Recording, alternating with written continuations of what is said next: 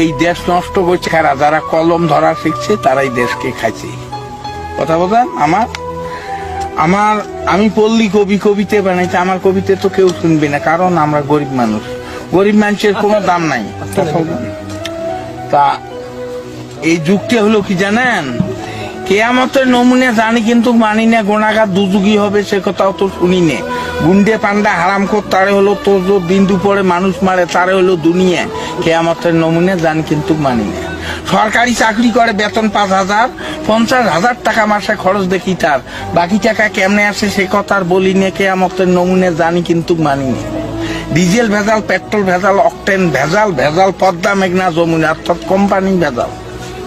কেয়ামতের নমুনা জানি কিন্তু মানি না। ভেবে কয় রাধাবত সরকার, মানুষ হওয়া কি ছিল দরকার, পশু হওয়া ছিল ভালো, আখিরাতের কাজ করি না অর্থাৎ পরকালের কাজ করি না। কেয়ামতের নমুনা